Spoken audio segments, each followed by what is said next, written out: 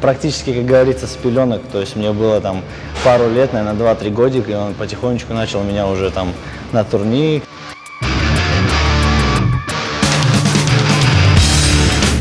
Я постоянно тренировался, постоянно, скажем, рос в зале. То есть у меня не было такого, как все дети, допустим, после школы шли домой, там делали уроки, там отдыхали. Я после школы приходил в спортзал.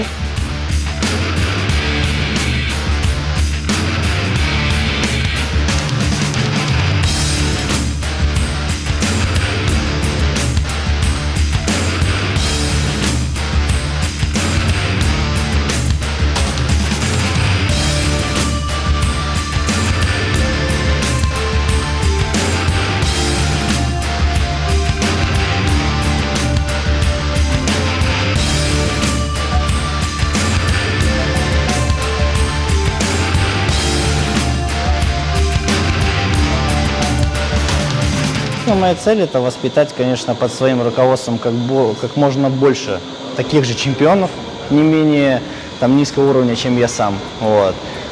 Скажем, над этим я уже работаю, и уже, скажем, 2-3 мастера спорта международного класса я уже воспитал.